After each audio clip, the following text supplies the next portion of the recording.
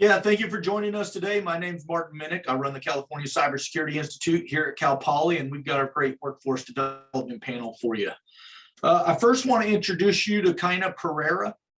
Kaina is the Senior Advisor for Business Development and International Trade at the California Governor's Office of Business and Economic Development, or GoBiz. Kaina has unique perspective around what the state is doing holistically, both historically in the future, around aerospace and space commercialization specifically. And he's going to take us on a little story and a journey about the economic opportunity available here in the state of California. Kaina? Thanks for that introduction. I'm Kaina Pereira, Senior Advisor for Business Development and International Trade at the Governor's Office of Business and Economic Development, or GoBiz for short. And GoBiz serves as the state of California's leader for job creation and economic development prioritization. And we offer a range of services ranging from site selection to permit and regulatory understanding, international affairs and export development, as well as our Office of the Small Business Advocate and a number of other programs, which I'll go into a little bit further detail as we talk about leveraging our assets. But it comes to this question, and I'm really interested in how this question develops and how we continue to invest in our asset classes, in our history, and our opportunities. And that comes back to the question of why California? And we've identified basically a three-pillar strategy. One, which is building on our history. Second would be leveraging our existing assets. And then the third, which is staying ahead of the pack. And I'll go into a little bit more detail on each of those things. First is our history. California is blessed by having over a 100-year commitment to the aerospace, defense, and space technologies industry in some respect, from the first flight in Carson, California in 1910, to numerous California companies providing the critical technological needs of advancing our mission to the moon, which culminated in 1969, to the recent efforts of the Mars landing and that helicopter that everybody's been watching on their Twitter feeds and YouTube accounts all month. It's been very exciting and very interesting for us, knowing that a lot of those components and a lot of the technologies were developed right here in California. Interesting aspects about our assets are not just the base contingency, which is obviously predicated by Vandenberg Air Force Base, which is the premier launch facility on the Western Range and is what we are hoping to become the range of the future. In doing that and leveraging our existing assets, one of the things that we've done in partnership with some of the members here, as well as some of the people listening in the audience, is the development of a memorandum of understanding on the infrastructure development priorities for Vandenberg Air Force Base as they seek to become the range of the future.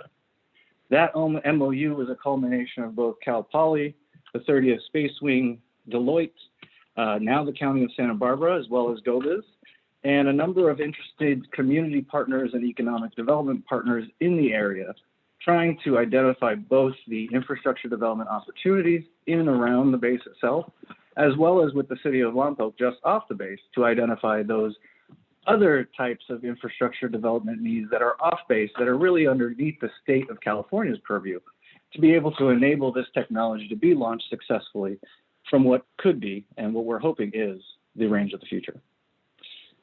So why is California that committed to this base in particular and to these assets? Well, one, it leverages the commitment of both the Air Force pre the Space Force determination and the immense amount of industry clustering that already exists in California. Recently was announced that Space Missile Command at LA Air Force Base is to be redesignated as Space Systems Command. Well, what does that mean? That's going to become one of the three pillars of the new Space Force. And as such, will handle all the procurement needs for this burgeoning sixth branch of military operations. The beauty of this is that it leverages the existing cluster in the South Bay territory, which has also been expanding in the space technology fields with recent expansions of spin launch, of Rocket Lab, and of relativity space into that greater area. We also know that there's going to be and continues to be additional assets available in both land and workforce in that territory, considering their long history of being important in this arena, in the space arena. So I just mentioned the MOU that we signed with the 30th Space Wing and a number of other contingents in identifying infrastructure opportunities in and around Vandenberg Air Force Base. But why is that important to California? The results of this historic MOU related to the Vandenberg Air Force Base infrastructure project are expected to be dropped, any day now. And we hope that this incites increased interest in the deployment of capital for these vital infrastructure projects for the base and for commercial launch capacity. I talked a little bit about our history and about leveraging the existing assets. And now I'm going to go into the real crux of why California and why we think that this is an industry that not only has what I consider a 30-year runway, but potentially over 100 years of economic development opportunity, as evidenced by our endeavors in the aerospace and defense industry since 1910.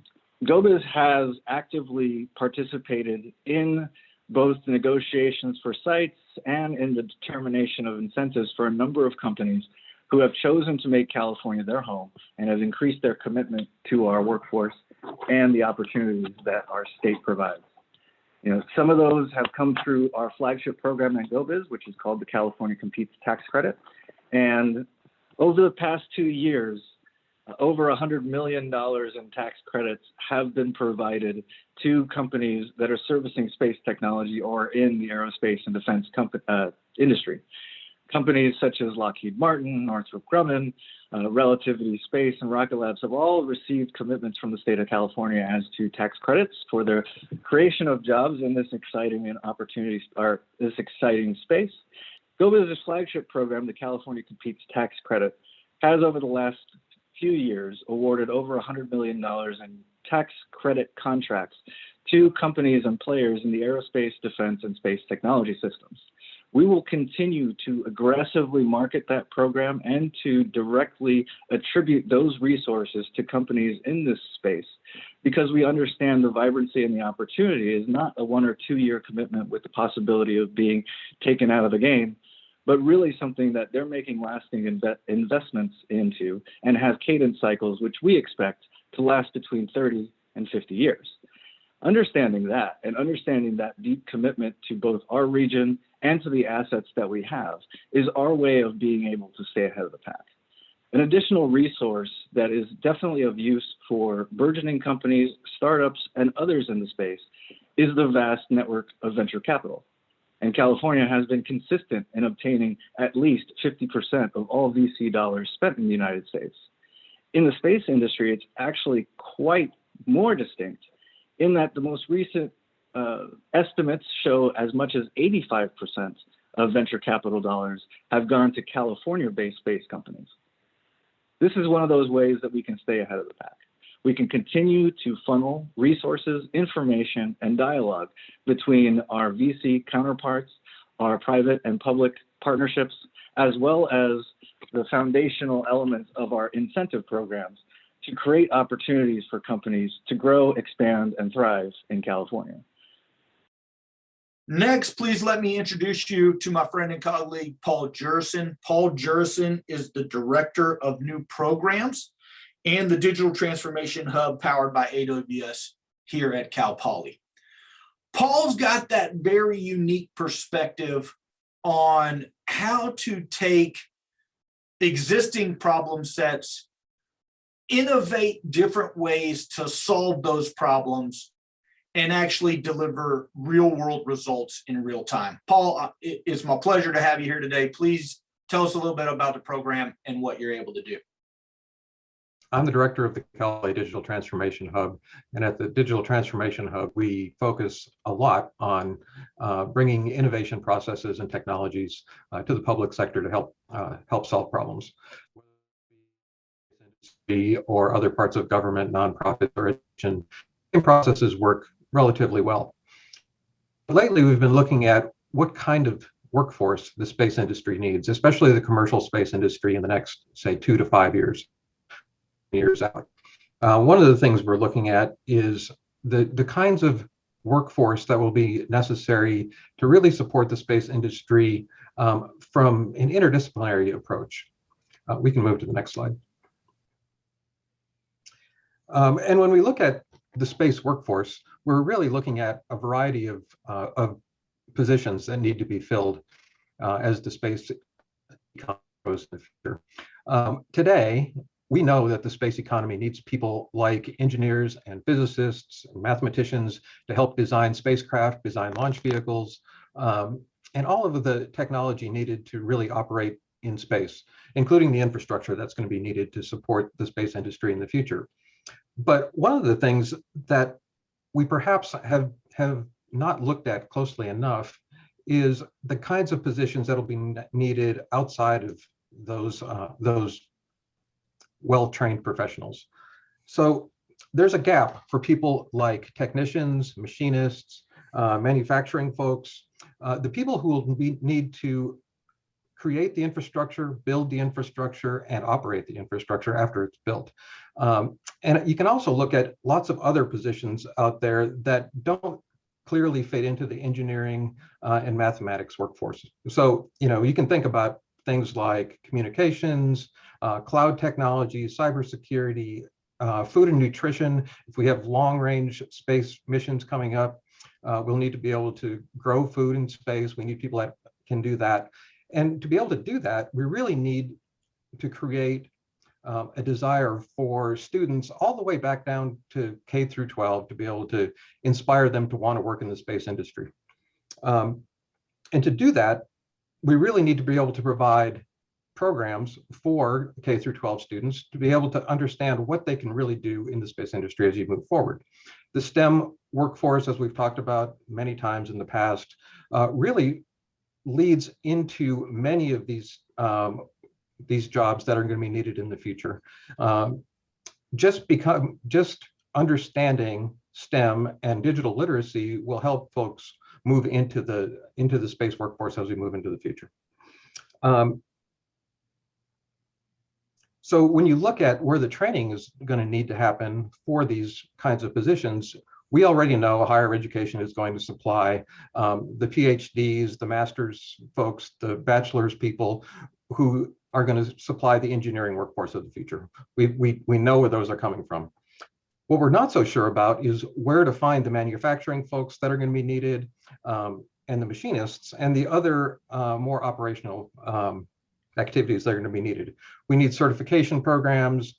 We need extended education programs. We need to focus on high school level programs, and to really get that training built into the workforce that we need. An example of what we see happening is, you can go to the next slide, please. An example of what we see happening is, this is a slide of a screenshot that I took just this morning on some jobs that are open right now at Blue Origin. And Blue Origin, of course, is a space company. And if you look at the jobs that are open, they actually have 80 of these positions open up in Kent, Washington. And they're jobs like orbital tool weld technicians, machinists, engine integration technicians, and none of these positions require a degree.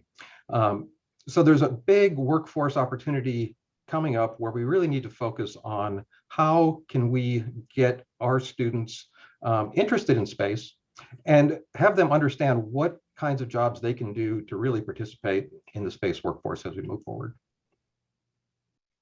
At the Cal Poly Digital Transformation Hub, we're working with a couple of organizations that really help us understand the workforce needs for the space workforce needs of the future. Two of those organizations that we work with are Foundation for the Future, which is a nonprofit that's advocating for the advancement of space infrastructure, including workforce development, a workforce development program nationwide. So with that organization, we're working with them to look at all of the jobs that will be needed to be filled in the future, and looking at how we might educate those folks to be able to fill those jobs. Foundation for the Future is working with Congress to help fund infrastructure building for the future space economy, along with many other things related to space. Our other partner, Amazon Web Services, has been a partner with us at the Digital Transformation Hub for the past almost 4 years.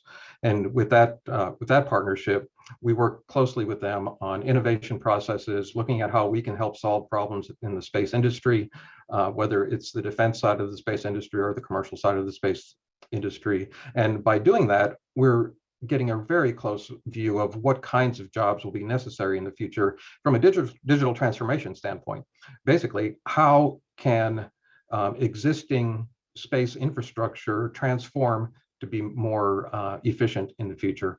And there's a lot of room for that to happen. So the jobs at places like Space Force bases will require more technology-oriented people, people that know cloud technologies, people that can apply artificial intelligence and other kinds of technologies to help solve problems throughout the space industry. Please let me introduce you today, Tim Chrisman from the Foundation for the Future. Tim is the co-founder and executive director of Foundation for the Future. And I'm gonna let Tim tell you about what the foundation's here for, what the purpose is, what they're trying to achieve. But I also wanna highlight that Tim is playing, his organization is playing a critical role in our space and cyber to schools curriculum delivery across the United States and across the globe. So Tim, thank you very much for joining us today. We're excited to hear what your organization's up to, and thank you for joining us on this educational crusade. Yes, so I'm Tim Chrisman with the Foundation for the Future. I'm going to give you a quick overview on the efforts that we at the Foundation, along with a number of our partners, are working on to build out a nationwide workforce development initiative, really for the rest of us. And we'll get into that more here. Historically, the space workforce development model for the country has been geared by NASA for NASA. And it has been a rocket scientist and engineer heavy under the NASA Space Grant Program. And as we move further into the 21st century and this new space, commercial space era, we're entering a time where space workforce development really isn't a one-size-fits-all sort of model. We don't have the ability, either as educators or the focus nationwide, to be able to adapt existing models of workforce development that we use every day throughout the economy to the space economy. And we here at the Foundation are looking to pioneer a method that doesn't leave out the rest of us, so to speak.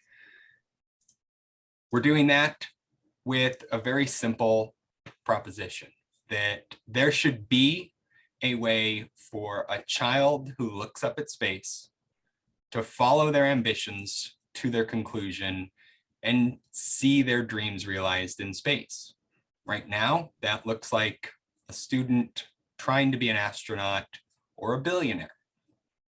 For the vast majority of us, that's not going to happen. And so we're creating this portal by which children, parents, educators, and employers can follow and create a pathway to space. We're doing this by working with schools like Cal Poly to democratize access to space curriculum and educational content. Now, initially, this is going to look very similar to a single portal online where all available upskilling, reskilling, and educational content exists. So whether it's middle school virtual training or a certification by Amazon Web Services, it would be in a single place. So parents, students, and educators can search, can find this, and know what's available. Ultimately, this will be built out further, but the goal really is a simple place to have access to and be able to show anyone of interest what they can do, how they can do it, and demystify the space educational process. We plan on doing this very similar to how the NASA Space Grant Consortium works, or the ROTC program works for Air Force and Space Force. And that's by networking with state schools, with local school districts and enabling them to better serve the students that they know best. There's no reason why we at the foundation, who are working across the nation, should be pushing educational standards or even creating the content. The educators know what their students need best. And so we're simply trying to provide access to what content is available and then let the educators use it or not. And we serve as an enabling asset, both in talking with federal and state governments to appropriate money and build out a more robust set of curriculum, but also to smooth access across states and schools. So yeah, I started a little bit alluding to this business model that we've adopted, really building on the work that NASA and others have done, where we are pushing the federal government starting in fiscal year 23 to create a space grant program for the rest of us, where it's a grant-based system distributed through state, community and technical education colleges, and ultimately to create and provide access to educational and workforce development content nationwide. We're doing this in no small part a partnership with Cal Poly to cross-level the content that exists, distribute that out. And so how we're going to do this is a fairly straightforward 4-step plan and prior military. And so everything's supposed to have easy to follow 3-step plan. We added an extra one so we could be cool. The idea is build a network of schools. We're right now reaching out to schools across the country to simply get a commitment that individual schools want to help bring space education and workforce development to their state. From there, we're doing essentially a census of what educational content is out there, what exists currently, and catalog that all in a single place, organized by grade level, education level, and if it's not virtual, where it's offered, how to find more information, and then direct links. We don't want to, as I said earlier, host or create the content ourselves. There's smarter, better people doing that. We want to provide access in a single place for people to be able to search. Once we've completed that census, then we know what exists and what the needs are. And we can start working with state, local, and federal governments and nonprofits to close the gap that we've seen. Find out what is it that local schools need and want and that isn't available in the network. Or find out what is in the network but needs to be licensed or exported or modified. And that's the step 3 here. And then the 4th is integrating this pipeline with employers. We've already talked with several, including Voyager Space Holding, to have an endpoint for these students. It's great to provide good content, useful certifications and skills, but at the end of the day, if there's not employment, it's not the same level of usefulness to the student. So we're trying to create a persistent record for students as they go through to be able to keep track of the classes they've done, the certifications they have, and if they want, then allow access to that to employers that they're interested in working for. So the employer has also a one-stop shop to see what students have done what training and have what certifications and are thereby qualified or of use to that company and what they're hiring for. Our current network, as we're sort of in pre-launch phase, has a handful of state lead schools. As you can see, California, Washington, online, and in Pennsylvania. We're working with a handful of nonprofits who have space-related, either virtual or in-person education content. And then in talks with a handful of employers to determine what is it that they would want to see from these students.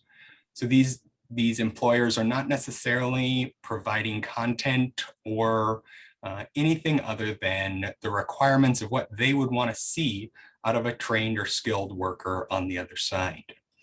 And as you might imagine, this network is not complete by any stretch of the imagination. And even what you're seeing here is not a full representation of the full network of schools and communities that are interested.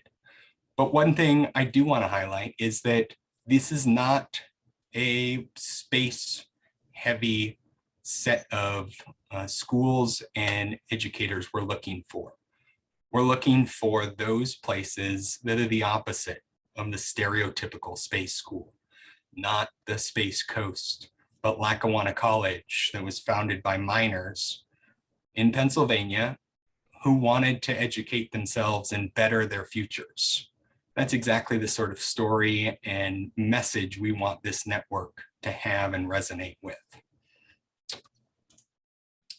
So with that, I'll close this presentation. If you want more info, you can reach out to me by email or phone, and I'd love to talk more. Thanks for having me today. Please let me introduce our next guest speaker, Robert Meyer. Robert Meyer is the Director of Development of the California Employment Training Panel.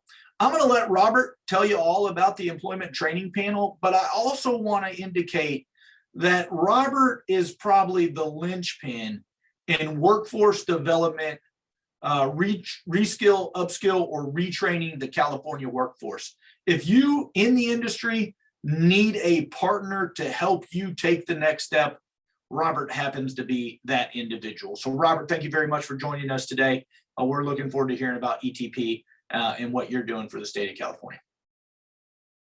I really appreciate the introduction and the opportunity to speak and present today. I am the Director of Economic Development with the Employment Training Panel. That is a California state agency that provides funding using a pay-per-performance contract, essentially reimbursing employers for the costs of job skills training that is customized to their needs.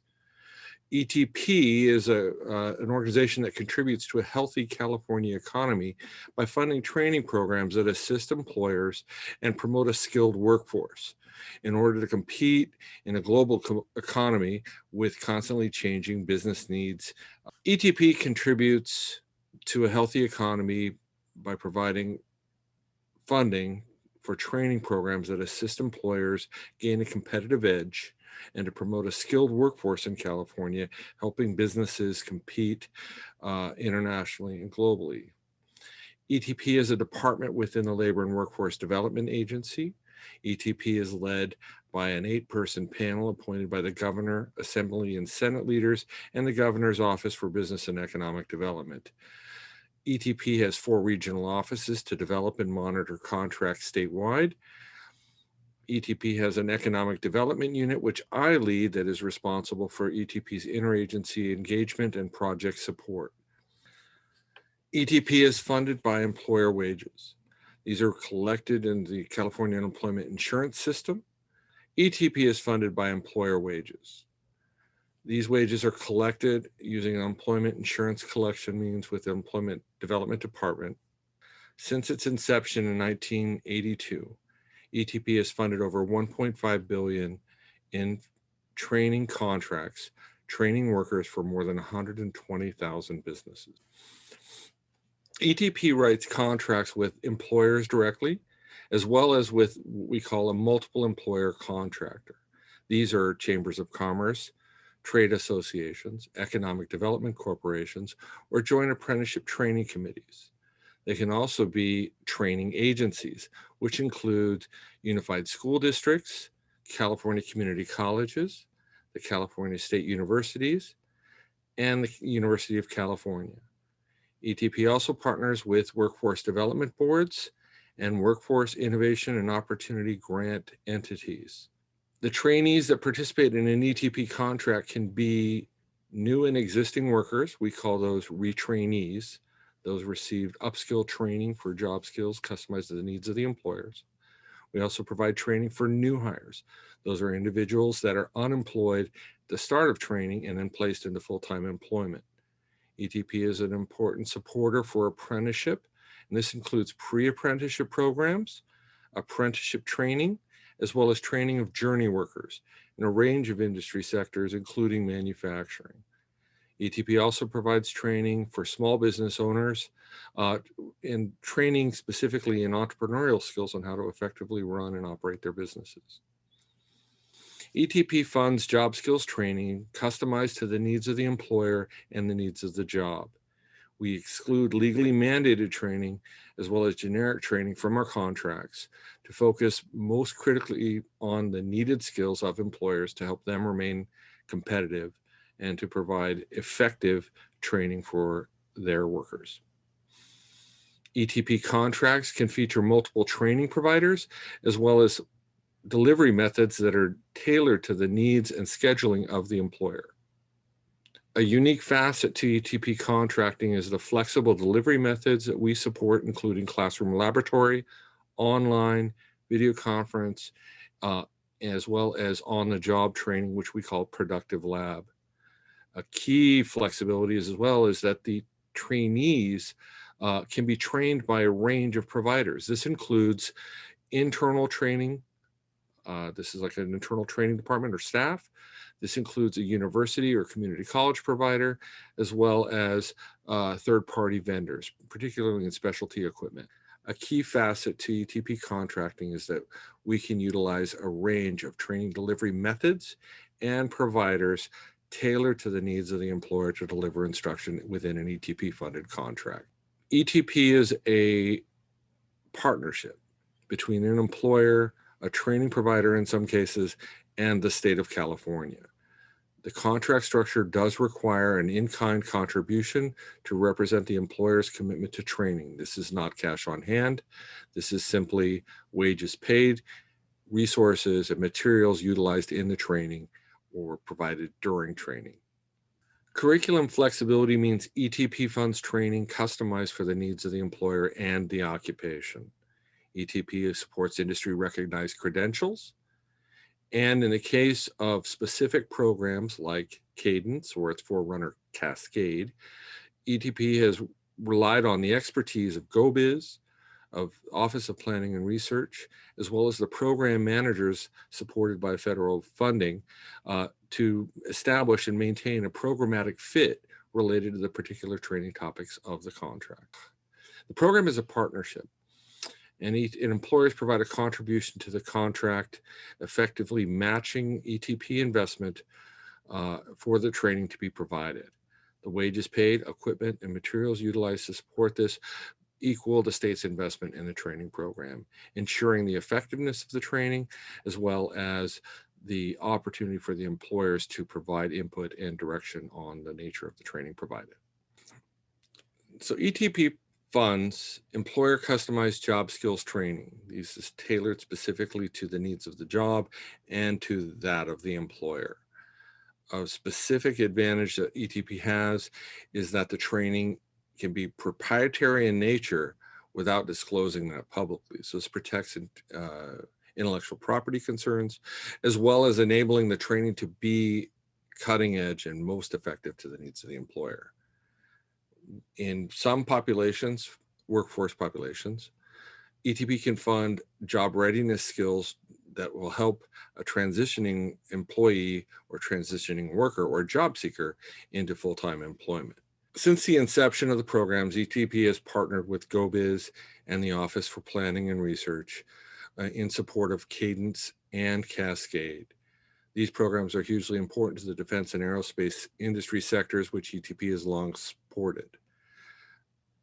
We rely on partnerships within these grant programs to establish the most effective training programs for the range of industry sectors supported. This includes specific training types such as cybersecurity, but also technology training in case of Cadence in advanced manufacturing, smart manufacturing, AI, 5G, fully network command and control, as well as commercial space. Commercial space is relatively unique given the geographic features of the Southern California coast and the incredible level of investment made on behalf of the workforce and employers in Southern California. The Employment Training Panel sits at the intersection of economic and workforce development. Not only are we able to directly partner with employers to train their new and existing workers, ETP can also partner with a range of providers, including chambers of commerce, economic development corporations, training agencies, which do include the California Community College System, the California State University, and the University of California, to provide a range of support opportunities.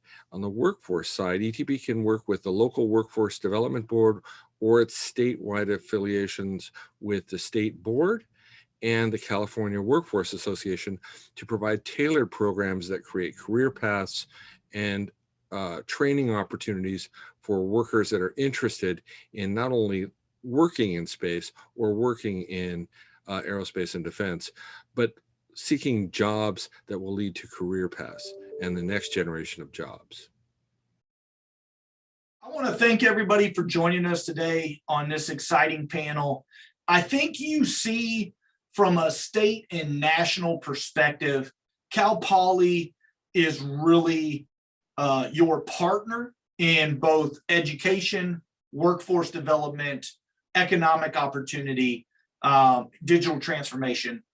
If you have any questions, concerns, or want additional answers, please email us at the contact information provided as a part of this presentation. We're now going to open the floor up to questions and answers. We'll all be here for another 10 or 15 minutes to field and respond to these questions in real time.